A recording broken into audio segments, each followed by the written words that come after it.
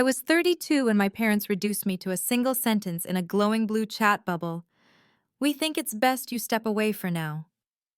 The message landed in the family group thread like a verdict, and my aunt answered with a thumbs up as if banishing a daughter required nothing more than a tap. I stared at the screen in the dark of my apartment, the city lights hemming the windows like a slow electric tide, and I heard myself reply in a voice I'd trained to be polite. Understood. I'll respect that, and step away from the family fund too. I set the phone down and listened to the apartment breathe the hum of the refrigerator, the radiators ticking faintly like distant applause, and I felt something old and quietly stubborn uncoil in my chest. When the bank flags began to ping their alarms and my father's late-night calls multiplied into panic, I had already turned toward the life I'd been building in the margins, the one they never asked about, unless it made them look good at dinner. If you're going to judge me, you should know the soil I came from.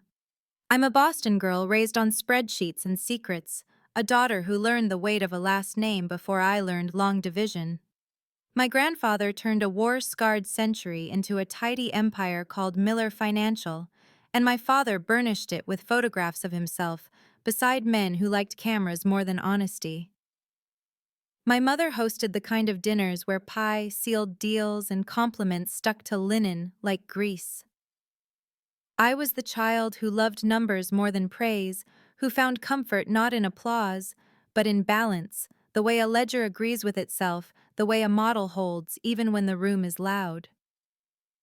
At 10, I asked questions that made my father's smile tighten.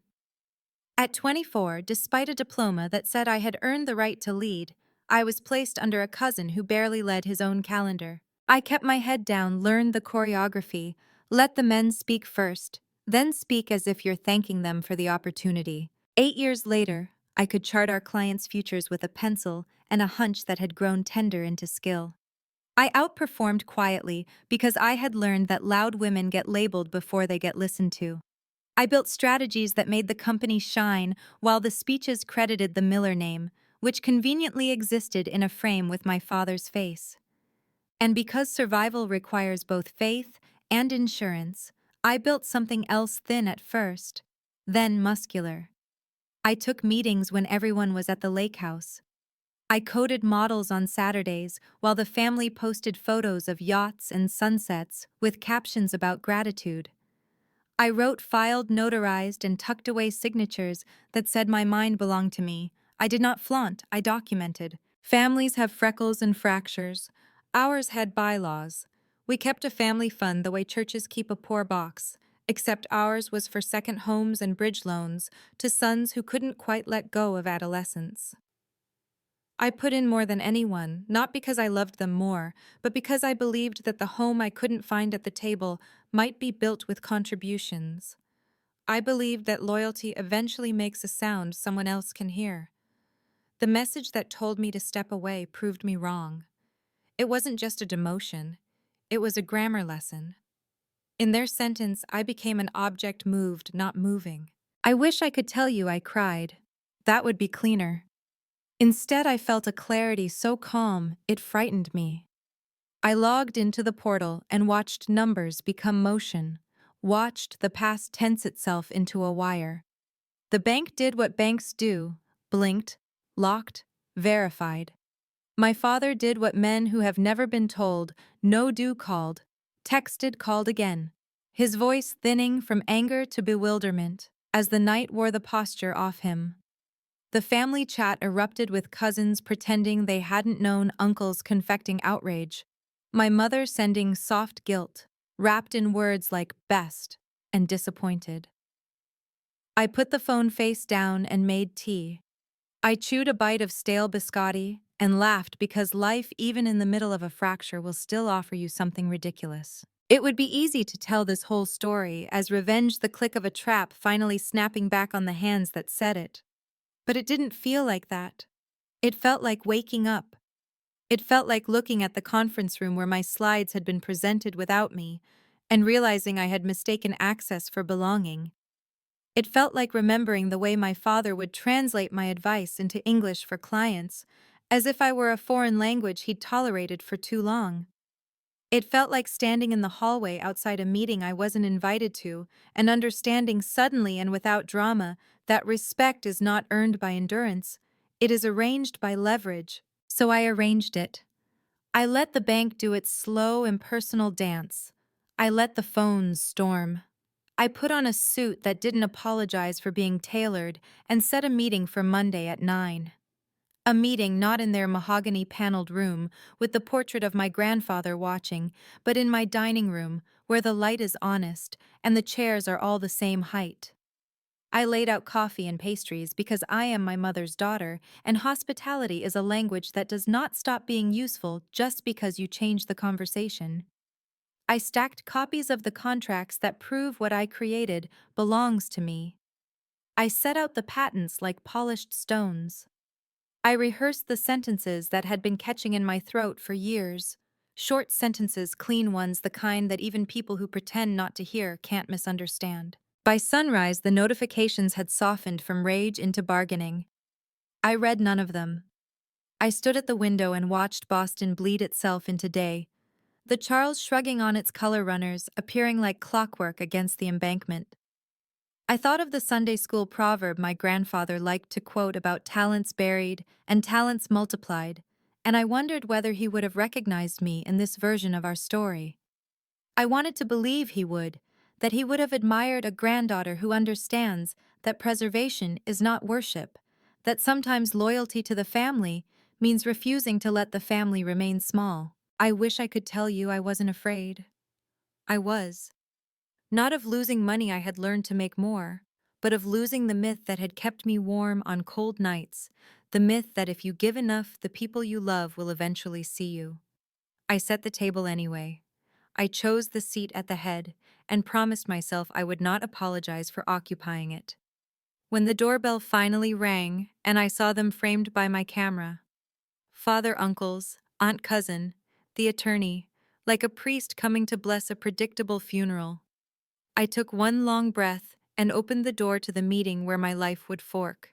They filed into my apartment like dignitaries forced to sit and coach, uncomfortable stiff muttering about the traffic as though inconvenience could excuse betrayal. My father paused at the threshold, his eyes flicking over the modest dining room as if the absence of mahogany paneling were an insult he hadn't prepared for. I gestured to the table set with coffee and pastries, contracts stacked neatly at each place. No one sat until I did. It wasn't planned, but it told me everything. My aunt broke the silence first. "This isn't how families resolve things," she said, her voice high, her hands tightening on her handbag. I met her eyes.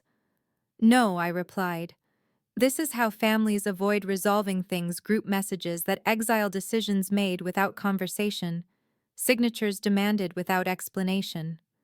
This," I tapped the papers, "is the only way left when silence has become their only language." My cousin, the one who had once been my superior in title if not in talent, leaned back with a smirk. "What's all this supposed to prove? You can't just walk away from Miller Financial and think you can take what you built there." I slid a folder toward him. Inside were patents, registration numbers, contracts with my name and my company's stamp. I didn't take anything I said evenly. I created it. On my time with my models, with my investors. All documented, all mine. His smirk faltered just a little. My father's lawyer cleared his throat, beginning some rehearsed line about fiduciary duty, but I cut him off. "Don't." My voice surprised even me. "Don't stand in my dining room under my roof and pretend I owe the same loyalty that was denied to me with a single message. If I was disposable enough to be cast out of the family chat, then I am valuable enough to claim what I have built without apology." The weight in the room shifted. My father finally spoke, his voice low and deliberate. "You don't understand the damage you're doing." I looked at him, the man whose approval I had chased like sunlight for decades. "No, Dad, I understand it perfectly. I just don't confuse damage with honesty anymore." For a long time, no one spoke. Coffee cooled in untouched cups. My mother hadn't come, though. I saw her absence like a bruise, her silence, her complicity, her way of being everywhere except where it mattered most. I thought of the countless dinners where she'd pressed a hand to my arm under the table, as if that were comfort enough while my ideas were claimed by someone else. That hand wasn't here now, and I realized I didn't need it. Finally, my uncle muttered, "So what do you want?" His tone dripped irritation, but beneath it was resignation. I breathed steady. I want acknowledgement. I want the fun contributions I made returned in writing with interest, and I want no further claims on what I've created. "You'll sign today," my cousin scoffed. "Or what? You'll sue your own blood." I leaned forward, letting the silence sharpen around my words. "Blood doesn't mean you can rob me and still call it love. Yes, I will sue, and I will win. Because unlike you, I documented everything." For the first time, I saw something like fear flicker across my father's face. Not fear of losing money that had never frightened him, but fear of losing control. The kind of fear men like him spend their whole lives pretending they don't feel. He reached for the contract, flipped through its pages, and I watched the story of my life, the story they had tried to erase, stare back at him in black ink. I expected rage. What I got instead was something stranger: exhaustion. He set the papers down and rubbed his temple. "You've changed," he muttered. I shook my head. "No, Dad. I finally stopped changing for you." He leaned back in his chair as though the air itself had grown heavier. My father, the man who filled rooms with his voice, sat in silence while the others shifted uncomfortably. My aunt whispered to her husband. My cousin tapped his pen. The lawyer adjusted his glasses, but all eyes kept darting to him, waiting for his verdict. For once, he had none. I broke the stillness. "Do you know what it felt like to read that message?" I asked, my voice tight but steady. "To see my parents agree with a single sentence that I didn't belong. You reduced me to an afterthought, like sweeping crumbs off a table. But I am not crumbs. I am the table. I built what you lean on." My words rang harsher than I intended, but the truth had waited too long to be softened. My cousin scoffed. "Oh, please. You think this little project makes you more than us." He gestured toward the contracts. I turned to him, meeting his smirk with steel. "It's not little, it's stable, it's profitable, and it's mine. Every late night, every risk I took while you were at the lake house, every line of code, every client call you ignored it, dismissed it, laughed at it. And now you want to claim it. Not anymore." The lawyer finally cleared his throat. "Legally, her position is stronger than we anticipated," he murmured, eyes flicking nervously across the room. "If she were to take this to court, discovery alone would be unflattering." At that, my aunt's mouth snapped shut. Even she knew scandal could ruin the Miller brand faster than any lawsuit. My father's eyes finally lifted to mine, tired but sharper than before. "You've always been stubborn," he said, "like your grandfather." His tone was neither compliment nor insult. It was recognition.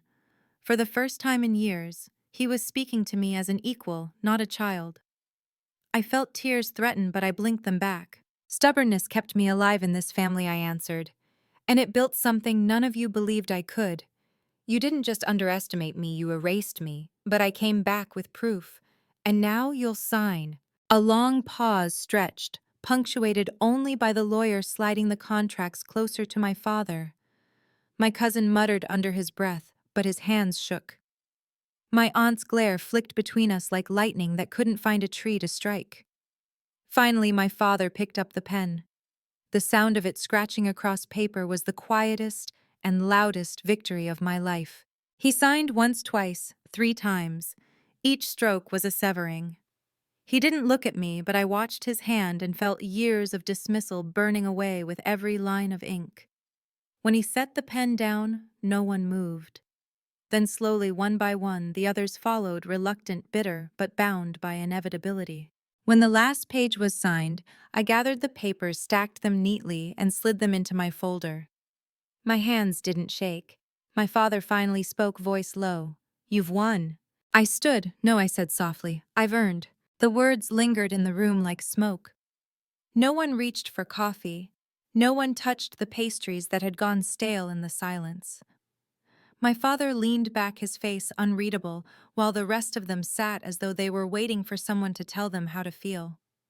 For the first time, that someone wasn't me. I gathered the signed contracts into my folder, feeling the weight of every page as if it were proof carved in stone. Years of work of being talked over, of being treated like the clever child who never quite measured up, reduced now to black ink that said otherwise. I slipped the folder into my bag, zipped it shut, and stood. "You'll get your copies," I said, my voice steady, almost gentle. "And after that, we won't have reason to meet like this again." My cousin muttered something under his breath, but he didn't look up. My aunt's eyes narrowed as though she wanted to wound me with one last barb, but couldn't find the right words. My uncle sighed weary, as though family were a burden heavier than money. It was my father who finally rose. He looked older than I remembered, his shoulders sagging, as though the fight had drained something permanent out of him. For a fleeting moment, I saw not the man who had sent that message, but the boy he must have been, once ambitious, desperate to prove himself, terrified of losing what little he had. The difference was, I had no desire to carry his fear for him anymore. "You'll regret this," he said quietly. Not a threat, more like a wish. I met his eyes, my heart pounding but my voice calm. "Maybe. But I'd regret more if I stayed small just to keep your love." The silence that followed was heavier than shouting could ever be. He nodded once, almost imperceptibly, and left the room. The others trailed behind like a tide receding after a storm. When the door finally clicked shut, I stood alone in the stillness of my apartment. The coffee had gone cold, the pastries untouched. My hands trembled, not from fear, but from release. I leaned against the table, tears slipping down my cheeks, not from loss, but from the strange, overwhelming relief of finally choosing myself. That night I walked along the Charles River, the city lights rippling across the water. I thought of my grandfather, of his proverbs about talents and burdens, of the way he had built an empire brick by brick. I wondered what he would have said if he could see me now, whether he'd have been proud, or whether he'd have told me that families aren't meant to fracture this way. But in my bones I felt the truth sometimes. The deepest loyalty is refusing to let yourself be erased. I had been exiled with a message, and I had answered with one of my own. Not a scream, not revenge disguised as virtue, but a contract clear and final, declaring that my worth was not theirs to decide. For the first time in years, I felt light. If you've ever been made small by the very people who should have lifted you, I hope you hear me. Now you are not what they reduce you to. You are what you build, what you choose, what you refuse to surrender. If this story touched you, please like, share, and subscribe, and leave a comment with your own experience. Maybe together we can remind each other that dignity is never too expensive, and that no family, no matter how powerful, has the right to erase who you are.